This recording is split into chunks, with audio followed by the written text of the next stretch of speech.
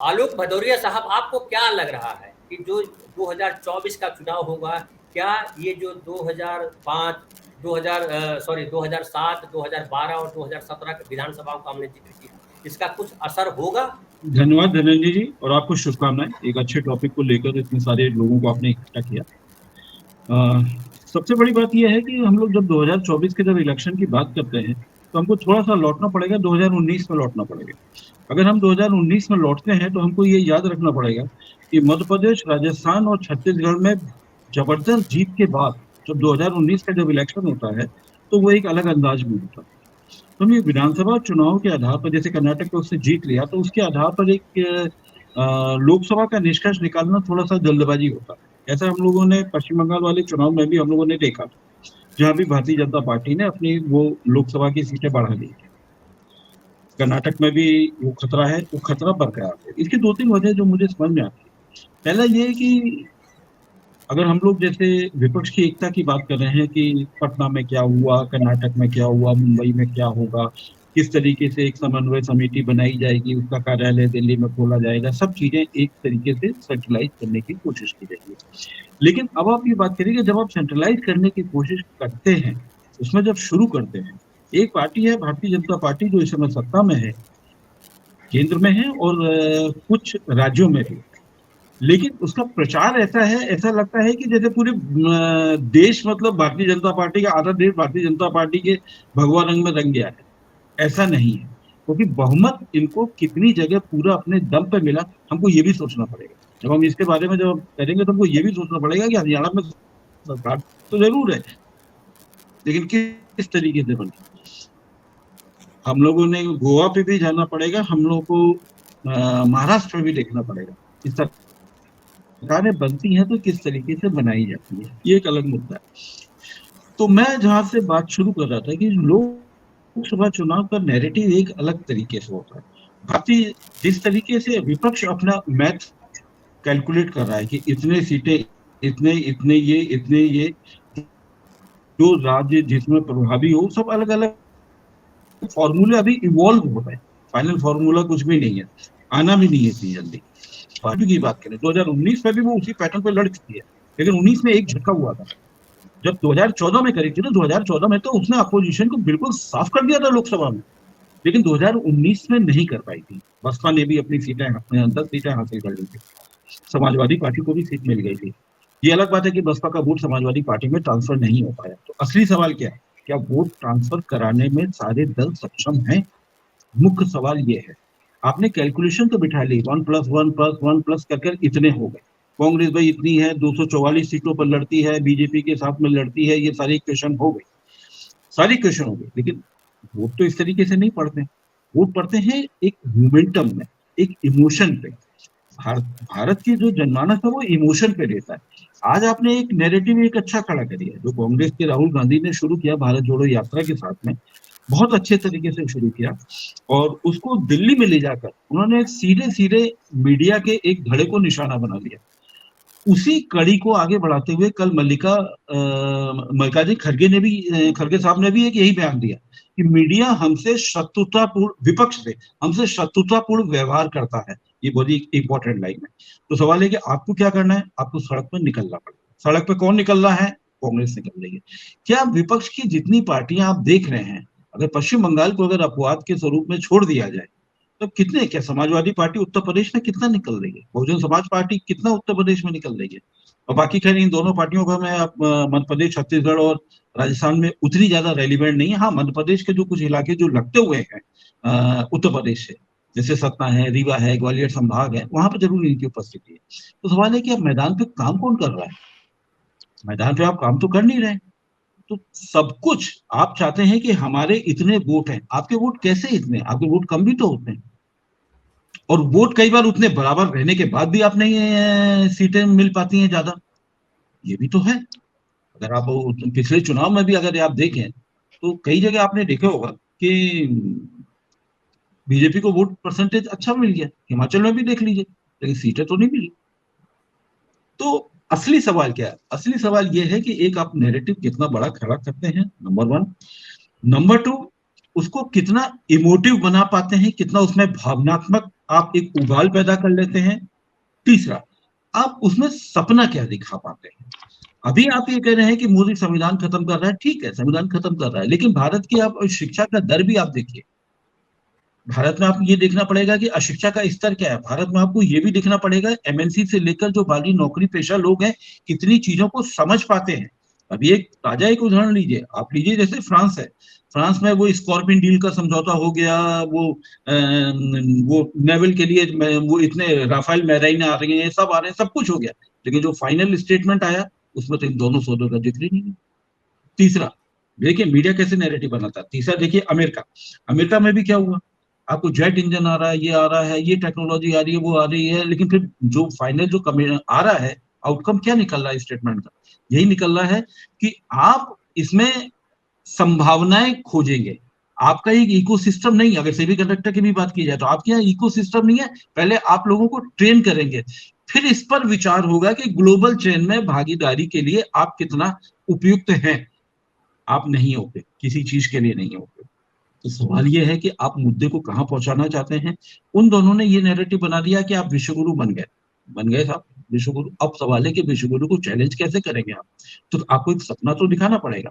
आप दूसरे की लकीर छोटा करके आप अपनी लकीर बड़ा नहीं कर सकते। वो 2-3 प्रमुख वादे के साथ में आए थे, लेकिन अब भी ये वादा है। देखिए कितना बड़ा वादा है। ये कहते हैं कि आप गठबंधन में आप इतने सारे दलों को लेकर के हैं, सारे भ्रष्टाचारी एक जगह इकट्ठे हो गए हैं, लेकिन क्या विपक्ष या मीडिया इस तरीके से, मैं उसके जो नोएडा या जो मेन स्ट्रीम मीडिया जो कथित है, मैं उसकी बात करना चाहता हूँ। क्या उसमें ये मुद्दा बनाया गया कि एक हफ्ते पहले तो आप अजीत पवार के बारे में ये बातें कर रहे थे, फिर आपने उसके पलक पावड़े बिछा दिए। क्या आप शुभेंदु के बारे में बात करना चाहेंगे? आप किसके बारे में बात करना चाहेंगे? क्या मुकुल राय के बारे में बात करना चाहेंगे? शिवसेना जो बनी है, जिसके आधार पर सरकार बनी है, वो उसमें से कितने लोग ईडी और सेंट्रल एजेंसी के निशाने पे हैं? तो सवाल ये है कि क्या ये कम हो जाएगा? नहीं होगा। एक पहलू में एक और जोड़ना चाहूंगा। आज का चुनाव बड़ा महंगा चुनाव। अब इसको मैं थोड़ा सा एक अर्थ पर ले जाता हूं, बस आपका खत्म करना हुआ। चुनाव बड़ा महंगा हो गया है, चुनाव की फंडिंग बहुत महत्वपूर्ण हो गई है। इलेक्टोरल बॉन्ड की 85% से ज्यादा फंडिंग भारतीय जनता पार्टी के पास में आ रही है। और दूसरी बात, आप मध्य प्रदेश, आप महाराष्ट्र की, अगर आप ये कह सकते हैं कि भारतीय जनता पार्टी सत्ता बनाने के लिए बेचैन थी, मैं इसको इस तरीके से नहीं देखना चाहूंगा। मैं इसको असली तौर पे पहुंचाना चाहूंगा। असली शक्ति महाराष्ट्र की क्या है? कॉर्पोरेट। कॉर्पोरेट के कितने मुख्यालय हैं, कॉर्पोरेट की फंडिंग कितनी होती है। इस देश में दो ही तो जगह है, गुजरात और महाराष्ट्र, जहां पर सबसे ज्यादा कॉर्पोरेट है। और कितनी बेचैनी थी, एक बार आधी रात में भी देवेंद्र फडणवीस को शपथ दिलाई गई थी, आप ये भी याद करिए। फिर उन्होंने एक को तोड़ा, फिर दूसरे को तोड़ा कि अगर मान लो शिवसेना गुट, अगर शिंदे गुट इधर उधर होता है तो उनकी सरकार रहेगी। लेकिन अब यहाँ पे एक चीज और महत्वपूर्ण है, वो चाह रहे हैं कि कॉर्पोरेट का धन, कॉर्पोरेट उनके अंकुश में रहे। पर क्या कॉर्पोरेट अंकुश में रहेगा? अभी एक एनडीटीवी में एक सर्वे बड़ा दिलचस्प आया। इतना सर्वे आया कि मतलब 85% लोग कह रहे थे कि बदलाव के पक्षधर हैं। भाई क्यों? एनडीटीवी है किसका? गौतम साहब का, गौतम अडानी साहब का। क्या उसके मालिक, उनके मालिकत्व में, क्या ये ऐसा मुमकिन था कि ऐसा सर्वे दिखाया जाता? क्या ऐसा होता नहीं कि परसेंटेज को कोई दाएं बाएं कर दिया जाता? नहीं किया गया। क्यों? इसको आप देखिए, इसका मतलब कि पूंजी, पूंजी का बहुत बड़ा रोल है, और पूंजी पर नियंत्रण कोई नहीं खोना चाहता। 11 राज्यों में गैर भाजपा की सरकारें, बड़े राज्य, वहां पे बड़े राज्यों की बात करो, छोटों की नहीं बात करो, 11 बड़े राज्यों में ये सरकारें हैं। आप ये मान कि सरकार सत्ता में जो रहती है तो उसके हिसाब से आपको सोचना तो पड़ेगा ही। हिमाचल का आपने देख लिया किस तरीके से वहां पर सीमेंट में हड़ताल हुई और उसका किस तरीके से निष्कर्ष आलोक निकला। भाई, जिस तरह से देखा जा रहा है उसमें राजनीति की जब बात करते हैं तो राजनीति में जो हम सत्ता सौंपते हैं नागरिक वो ये सौंपते हैं कि आप प्रशासन बढ़िया चलाइएगा, शासन प्रशासन आपका बढ़िया होगा। और शासन प्रशासन बढ़िया है या नहीं है, इसको नापने का सबसे अच्छा तरीका मुझे लगता है, आप कुछ और भी बता सकते हैं, मुझे लगता है कि महिलाओं की खुशहाली को अगर आप देखते हैं, महिलाओं को कितनी आज़ादी मिली, महिलाओं को कितना सुख मिला। जिससे जेवर की बात आती है तो मैं तो मानता हूं कि महिलाओं को जेवर इसलिए दिया गया कि भाई आप जो है बड़ा खुश हैं और जेवर पहनिए और उत्सवों में जाइए। तो महिलाओं के सवाल को किस तरह से एड्रेस किया गया, और आगे जो है महिलाएं किस तरीके से इन सरकारों को देखती हैं। आप, क्योंकि हम ठीक है पुरुष हैं, लेकिन हमारे घर में भी तो महिलाएं हैं और हम महिलाओं के जीवन को आसानी से देख पा रहे हैं। तो उनका जीवन आसान हुआ या नहीं हुआ, ये अपनी जगह आप बताएं। और दूसरी बात बताएं कि महिलाएं इस बार जो है क्या करने वाली है, किसके साथ जाने वाली है। हिंदू राष्ट्र बनाने वाले लोगों के साथ जाने वाली है, या महिलाएं जाने वाली है जो अच्छा समाज बने, ताकि वो सड़कों पे अच्छे से चले, अपने पड़ोसियों से ठीक से बात करे, उनके बच्चे सुरक्षित हों? क्या तय करेगी महिलाएं इस वक्त? जनरल जी, इसके दो हिस्से हैं। पहला हिस्सा आपने कहा कि महिलाएं कितनी सुरक्षित महसूस करती हैं, तो यहाँ मैं ये कहना चाहूंगा कि अगर उत्तर प्रदेश की बात की जाए और देश की बात की जाए तो एवरेज टाइम, ये उत्तर एक प्रदेश की ही रेस्पॉन्स का बात टाइम। जी। हाँ, तो अगर उत्तर प्रदेश की बात करें तो सबसे इम्पोर्टेंट चीज होता है महिलाओं के साथ अत्याचार, अमानवीय व्यवहार या दुर्व्यवहार, मोलेस्टेशन, कुछ भी आप शामिल कर सकते हैं। तो उसमें सबसे इम्पोर्टेंट होता है कि पुलिस का रेस्पॉन्स टाइम क्या है। अभी कुछ दिनों पहले, 2-3 महीने पहले, हमारे मुख्यमंत्री साहब ने एक प्रेस कॉन्फ्रेंस भी की थी और उसमें कहा भी था कि रेस्पॉन्स टाइम घटकर 9.44 मिनट हो गया है। अब ये औसत टाइम है, ये औसत टाइम बड़ा इंपॉर्टेंट होता है। महानगरों में तो आप ले आते हैं रेस्पॉन्स टाइम 9.44 पे, क्या देहात या ग्रामीण क्षेत्र में ला पाते हैं? क्या सेमी अर्बन एरिया में ला पाते हैं? ये बहुत बड़ा सवाल है। उत्तर प्रदेश की इतनी बड़ी आबादी केवल महानगरों में नहीं रहती है, वो केवल कानपुर, लखनऊ, मेरठ या नोएडा जैसे में नहीं रहती है, वो बाकी जगह भी रहती है। वहाँ रेस्पॉन्स टाइम ये 9.44 का औसत अभी भी बहुत ज्यादा है, यानी हमारी मंजिल अभी बहुत दूर है। तो इसलिए ये सोचना तो बिल्कुल फिजूल है कि महिलाएं अपने सोने की जेवरात लेकर सड़क पर चल सकें, जिस तरह मुंबई में चलती हैं या चेन्नई में चलती हैं। तो वो मंजिल अभी भारत के लिए, उत्तर प्रदेश के लिए बहुत दूर है, पहला। अब दूसरा यह है कि महिलाएं किस आधार पर वोट देती हैं। मुझे तो बड़ी खुशी होगी, बहुत खुशी होगी कि जो इन्होंने जुमला निकाला है यूसीसी वाला, समान नागरिक संहिता वाला, इस दिशा में आगे चल पड़े। तो इसमें एक चीज, एक नुक्ता ये भी आएगा, अभी तो ये केवल इस मुसलमानों के खिलाफ इसको ये पोजिशनिंग की जा रही है। असलियत तो ये तो विरासत का भी तो बंटवारा कर रही है ना, इसमें भी तो बराबर होगा। हमारे हिंदी पट्टी के जो उत्तर प्रदेश है, बिहार है, छत्तीसगढ़ है, राजस्थान है, ये कितने अपने लड़कियों को भी उतनी अपनी संपत्ति बांटेंगे जितने लड़कों को बांटते हैं? क्या संभव है? नहीं संभव है। तो इसलिए इसको भी केवल जुमले पे छोड़ दीजिए।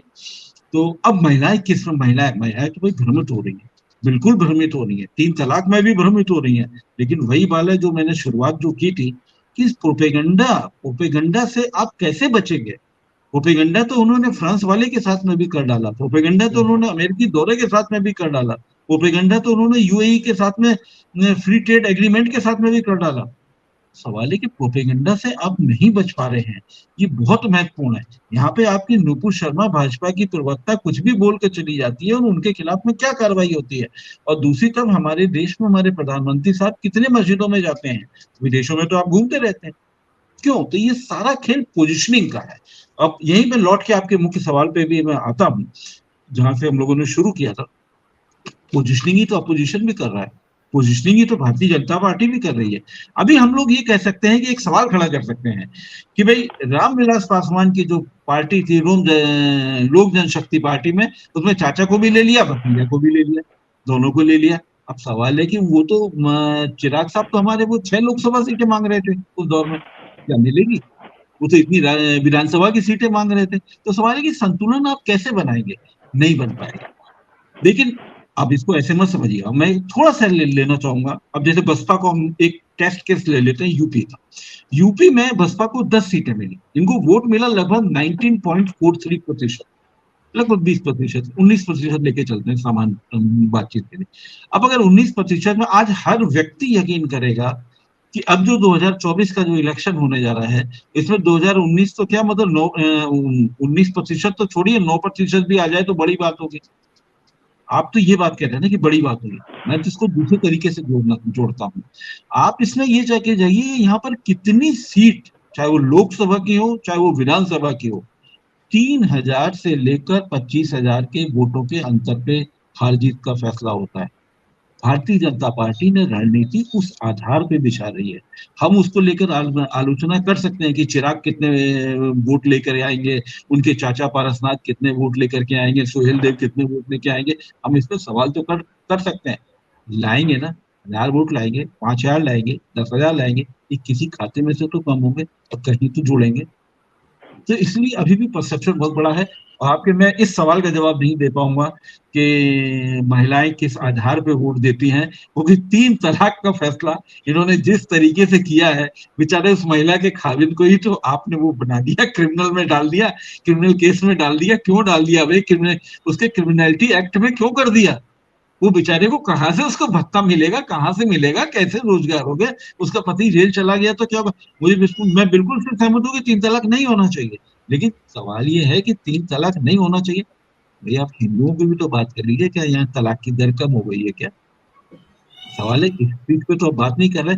अब सवाल आया था आपका परसेप्शन, मतलब एक लाइन बोलूंगा, इसके बाद में मैं खत्म कर दूंगा। आपने भी अभी जो बीच में बातचीत में एक सवाल उठाया था कि मुस्लिमों को लेके बड़ी बातचीत होती है, तो अभी मैं एक लैपटॉप में एक मैं फिगर देख रहा था, आर्टिकल मेरा बहुत पुराना था, 2 साल हो गए, मुझे अब याद नहीं आ रही, तो मैंने लेटेस्ट फिगर चेक किया। एक टीएफआर होता है, टोटल फर्टिलिटी रेट, की एक औरत अपने जीवन में कितने बच्चों को पैदा करती है। जो 2.1 होता है, ये स्टेबिलिटी रेशियो होता है, मतलब आपकी आबादी उतनी ही रहेगी अगर वो 2.1 होगा। भारत में तो कम हो गया। और सबसे ज्यादा जो अभी नागेंद्र साहब ने बहुत अच्छी बात की, राय और परसेप्शन, इन्होंने राय परसेप्शन दोनों बना दिया कि सबसे ज्यादा मुस्लिमों के बच्चे होते हैं। नहीं होते। भारत में अगर एक स्टेट को अगर उदाहरण के तौर पर उठा लिया जाए तो वो उठा लीजिए जम्मू एंड कश्मीर। जम्मू एंड कश्मीर का लेटेस्ट टीएफआर है 1.4। सोचिए। और आपका राय अवधारणा, आप चाहे कुछ भी करिए, कोई भी शब्द ले लीजिए, ये कुछ भी बता देते हैं, लोगों के जहन में उतार देते हैं। एक अफीम की तरीके से लोगों को इन्होंने चस्का लगा दिया है। मुस्लिम मुस्लिम वही बोलते हैं। अब आप क्या करेंगे? आपको तो यूपी का बहुत टीएफआर ज्यादा है, बिहार का बहुत ज्यादा है टीएफआर, बिहार का तो 3 आ गया टीएफआर, यूपी का 2.9 है। तो आप कैसे करेंगे? लेकिन परसेप्शन क्या, मुसलमानों के ही सारे बच्चे पैदा होते हैं। इस परसेप्शन को तोड़ना बहुत मुश्किल है और महिलाओं को समझना पड़ेगा। और अभी भी मेरा मानना यह है, महिलाएं आज भी परिवार के मुखियाओं की तरफ वोट डालते समय मुंह निहारती हैं। और महिलाओं को क्यों दोष दिया जाए? आज के तमाम जो यूथ है वो भी खुद नहीं तय कर पाते, वो व्हाट्सएप और सोशल मीडिया के तमाम जो मैसेजेस फॉरवर्ड होते हैं उनसे वो अपनी राय बनाते हैं।